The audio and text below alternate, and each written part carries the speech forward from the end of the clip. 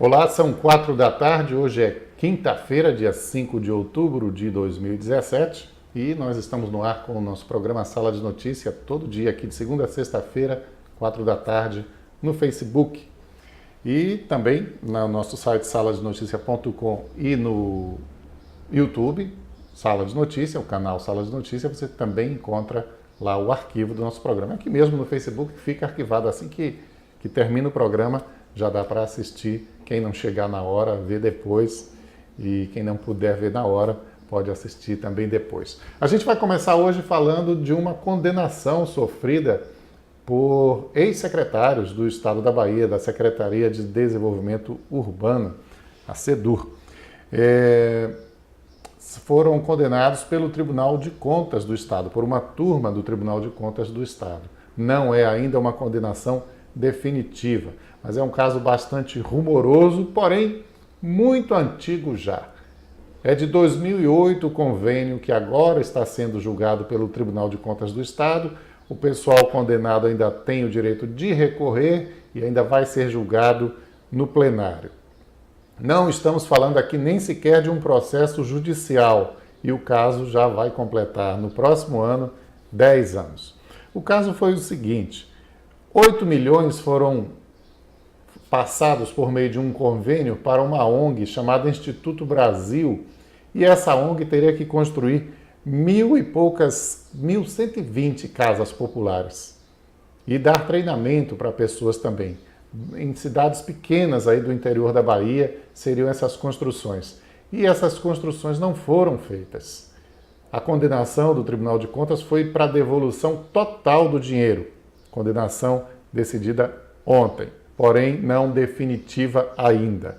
Essas casas não foram construídas, portanto. O secretário na época era Afonso Florense, que hoje é deputado federal, inclusive já exerceu a liderança do PT lá na Câmara em Brasília, do país inteiro, do partido no país inteiro. O secretário que veio depois dele, Cícero Monteiro, também foi condenado nessa decisão de ontem.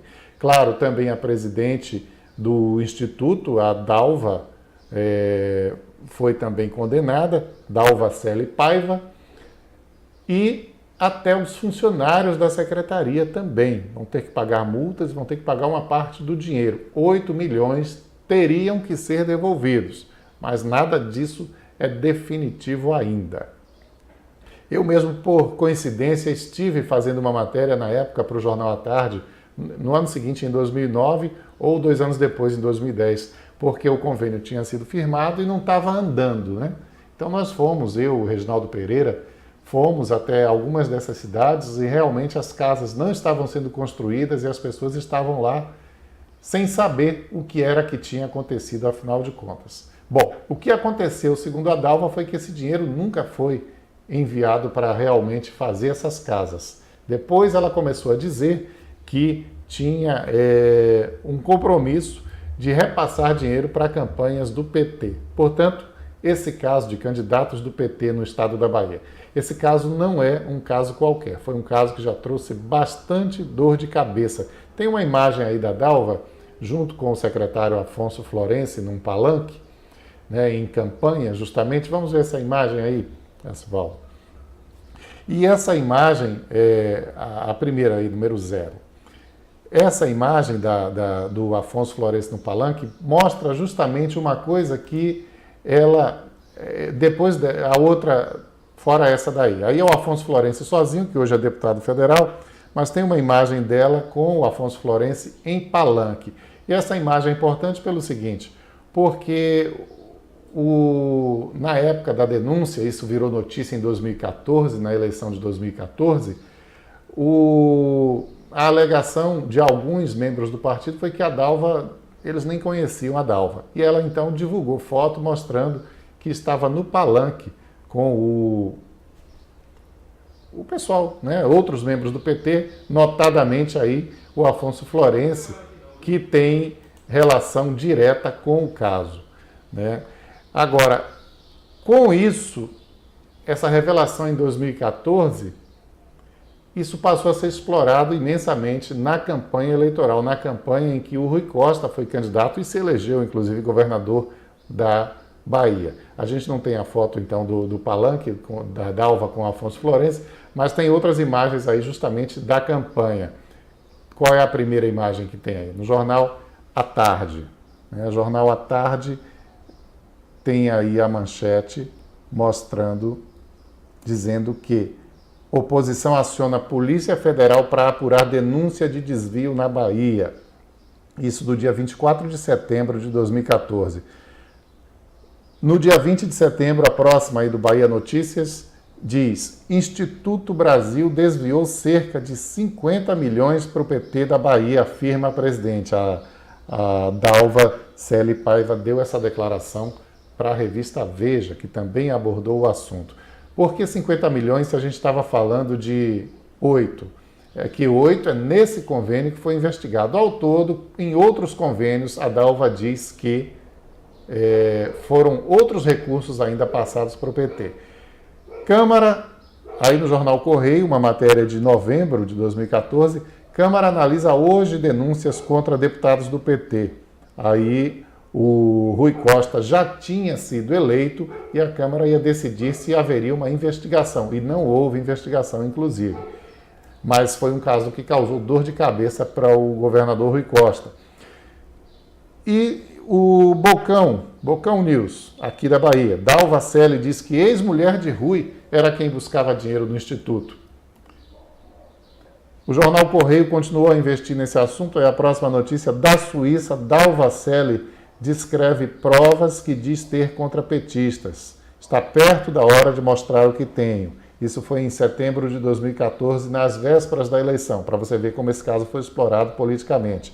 Ela estava em Montreux, na Suíça, e o jornal a encontrou para poder fazer essa matéria. Aí já é uma repercussão nacional. Na Rádio Jovem Pan de São Paulo, escândalo de desvio de dinheiro público na Bahia tem desdobramentos.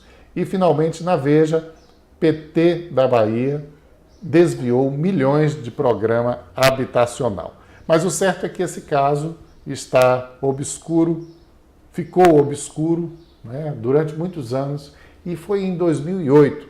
Alguém realmente agiu errado aí, não há a menor dúvida sobre isso.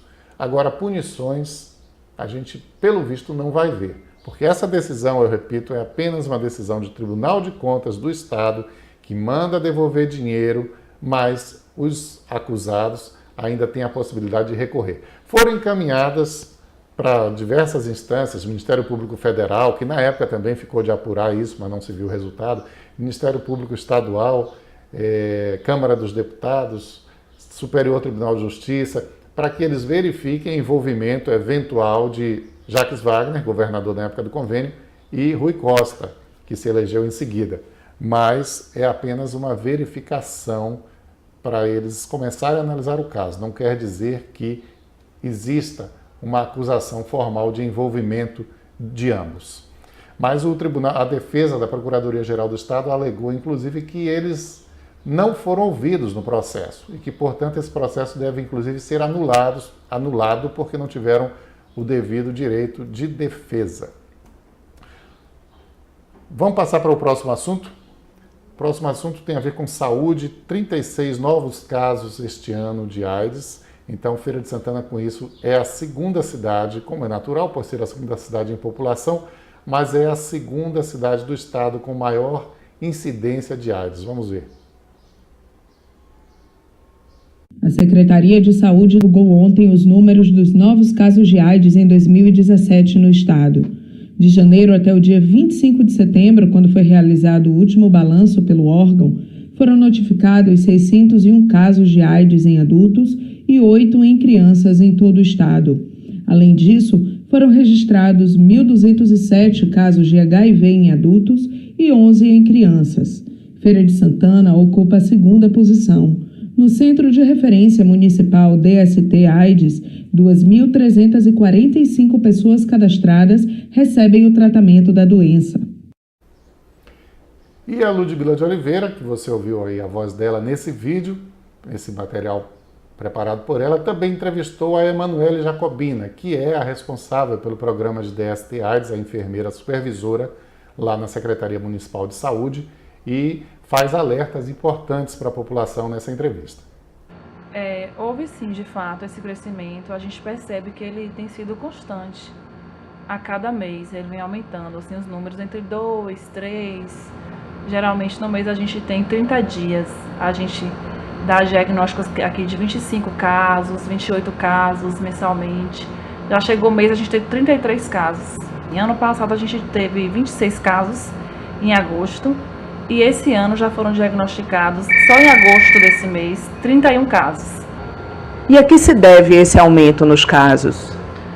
Olha, sim, Ludmila, a gente acredita muito que as pessoas perderam o medo, né? A questão de não ter mais o medo da doença como existia há 30 anos atrás, né? Então as pessoas há 30 anos atrás se morriam por HIV/AIDS. Hoje a gente sabe que tem um tratamento, que tem um controle da doença, então as pessoas acabaram perdendo esse medo, mas eu não atribuo só a isso também.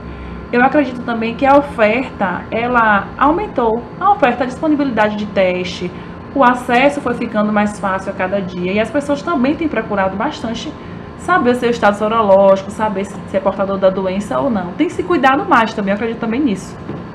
Qual é a diferença entre HIV e AIDS? Olha, o HIV é quando o indivíduo ele é portador do vírus, ele não tem a doença manifestada. Ou seja, ele foi diagnosticado hoje, ele está em bom estado geral, ele não apresenta sintomas, então essa pessoa ela vai ser admitida, ela vai ser atendida e a partir daí ela vai fazer um controle dessa doença. Ou seja, vai tomar o coquetel, que a gente é conhecido como coquetel, mas são antirretrovirais. Ela vai tomar todos os dias o antirretrovirais e ela vai fazer um controle dessa doença. Até mesmo a carga viral, ela consegue baixar significativamente com o uso dos antirretrovirais. Já a AIDS é quando esse indivíduo tem a doença em si manifestada, quando esse indivíduo ele apresenta sintomas, quando ele se apresenta bastante debilitado, porque se a gente for levar em consideração que é uma doença que ataca o sistema imunológico, e se essa pessoa ele não se trata, ou seja, ele está mais passível de pegar as doenças chamadas oportunistas. Então, uma gripe que é comum numa pessoa que não tem o vírus, ela pode se desenvolver para uma pneumonia, para uma tuberculose, para uma doença mais grave nessa pessoa que tem o vírus, porque justamente ela está com o quê? Com o sistema imunológico, né, baixo, ou seja, agredido por esse vírus. Então, por isso que é muito importante fazer o tratamento, tomar a medicação todo dia. E qual é o grupo de risco que vocês consideram hoje? Olha, assim, há muito tempo a gente deixou de trabalhar com grupo de risco. A gente trabalha com comportamento de risco. Então, HIV, a gente não pode dizer assim, o HIV ele ocorre mais em homossexuais, em lésbicas, no público LGBT. A gente não associa mais assim. A gente sabe que tem sim, às vezes, um aumentozinho nesse grupo, mas a gente trabalha com comportamento, porque vai depender muito do indivíduo, se ele usa camisinha ou não. A gente também percebe que tem um aumento entre casados, porque a maioria dos casais, eles não se previnem, não usa preservativo, pelo fato de ter a confiança um no outro, acaba não usando, mas não, a gente também não leva em consideração que pode ter uma relação extraconjugal e não usar o preservativo. Então, a gente vê muito isso aqui no programa. Então, assim, o que acontece é que o grupo, a gente não trabalha assim com esse grupo, tá muito generalizado. E a faixa etária desses números que subiram tanto do ano passado para cá? É de 20 a 39 anos. A gente percebe que é no público adulto jovem, né, nesse público de 20 a 39 anos. A gente pode ver por agosto mesmo, mês de agosto, foram 31 casos novos. 29 pessoas dessas se consideram heterossexuais. Pois é, importante esse dado aí da Emanuele Jacobina, porque você vê, de 31 novos casos, 29 eram de pessoas heterossexuais. Então, é importante estar alerta, porque por incrível que pareça, isso já é antigo, que não é mais concentrado nos antigos grupos de risco, e as pessoas ainda, algumas pensam que sim, e com isso acabam não se prevenindo adequadamente em relação à doença. Eu estava falando na abertura sobre a Dalva comprovar com fotos que ela era uma pessoa lá da intimidade no Partido dos Trabalhadores, que fazia parte, ela se diz militante, né? E aí a foto não apareceu, mas a gente achou a foto aí. Olha lá, a Dalva é a de óculos escuros e Alfonso Florencio está ao lado dela. Lá atrás, sem cabelo, é o Jorge Hereda, que foi presidente, inclusive, da Caixa Econômica Federal, também foi secretário aqui na Bahia, já, inclusive, também no mandato de Rui Costa. E a deputada do PT, cujo nome agora eu não me recordo, é quem está com o microfone, mas, enfim, todos ali petistas do primeiro escalão, digamos assim. Vamos seguir aqui falando sobre a questão da violência em Feira de Santana. Superamos em setembro, infelizmente, a marca de uma morte violenta por dia. Houve algumas entrevistas falando em redução, que teria havido uma redução, mas na prática não teve redução nenhuma. Falou-se que os homicídios caíram de 32 para 25, mas repara só como é que é se a gente olhar os números completos. Em setembro de 2016, ano passado, teve 32 homicídios. Em setembro de 2017, 25. Há uma queda aparente aí. Só que esses 25 não estão contando os 3 latrocínios, que não entram na estatística como homicídio, aí já iria para 28, e as 6 pessoas mortas pela polícia, que de qualquer modo é morte violenta e de qualquer modo é resultado da situação que a gente vive de violência na cidade. Eu sempre enfatizo que Feira de Santana é uma das cidades mais violentas do mundo, não é apenas da Bahia ou do Brasil. Estudos já colocaram Feira de Santana 2 anos seguidos como uma das cidades mais violentas do mundo, quando você considera o número de mortes por 100 mil habitantes. Então tivemos, na verdade, 34 mortes violentas no mês. E no ano todo está aí, 2017. Teve até agora 273 dias e entre homicídios, latrocínios e pessoas mortas pela polícia, que são a soma completa aí dos números, dá 309 mortes. 309 mortes em 273 dias. Muito mais mortes do que dias do ano, infelizmente. E ontem aumentou ainda mais essa estatística com a morte de um adolescente de apenas 17 anos, Luan Cerqueira da Silva, assassinado num apartamento lá no Residencial Aviário 3, que é um residencial do programa Minha Casa Minha Vida. E imagine você que ele foi atingido pouco depois do meio-dia por homens que entraram no condomínio, entraram no apartamento, ele talvez estivesse já se escondendo, porque ele não morava lá, estava na casa de um amigo ou de um conhecido, e atiraram várias vezes no Luan. E o Luan, aos 17 anos, morreu, pouco depois do meio-dia, dentro de um apartamento em um condomínio onde moram milhares de pessoas. Então essa é a nossa situação de violência. Tem uma imagem aí de apreensão de drogas. Essa apreensão de drogas aconteceu ontem, enquanto justamente a polícia estava investigando um caso de latrocínio, que é quando o ladrão mata a vítima que ele vai roubar. Então estavam procurando a arma de um crime ocorrido no mês passado, no mês de agosto, que já estamos em outubro, então não foi no mês passado, ocorrido em agosto, e procurando a arma do crime chegaram na casa desse cidadão, o Antônio Henrique Costa de Jesus, de 23 anos, e encontraram essa quantidade enorme aí de drogas escondida dentro da casa dele. Foram 170 quilos de maconha, 10 quilos de crack, 2 quilos de cocaína e, segundo a polícia, essa é a grande causa do grande número de mortes que acontece em Feira de Santana, o tráfico de drogas. Não só em Feira de Santana, como também no Brasil. O problema é que ninguém sabe, ninguém consegue dar conta de combater esse mal, né? Ah, foi o tráfico de drogas. Bom, e daí? Foi o envolvimento com drogas. E daí? Teria que haver uma solução e não se consegue chegar a um combate que seja de fato eficaz contra as drogas. A descriminalização é a opção apontada por muita gente boa, muita gente que estuda o assunto, muita gente que leva o assunto a sério. Deixar de ser crime e liberar o uso.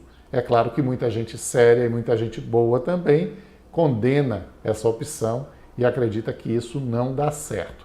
Mas o que vem sendo feito até hoje, com certeza, está na cara que não funciona. A gente só vê morte e crescimento da criminalidade em função disso. O Hospital Clériston Andrade vai finalmente começar sua reforma. Essa reforma já vem sendo anunciada desde 2014, mas o hospital anunciou hoje que vai sair, que aliás até já começou, já cobriram lá com tapumes. É uma reforma orçada em 5 milhões.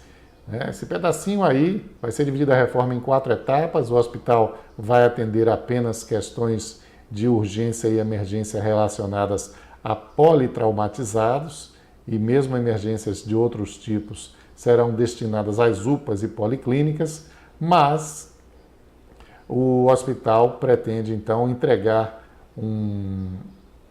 uma condição muito melhor para os pacientes que chegam ao Clériston Andrade. Segundo o diretor José Carlos Pitangueira, vai acabar com as macas no corredor.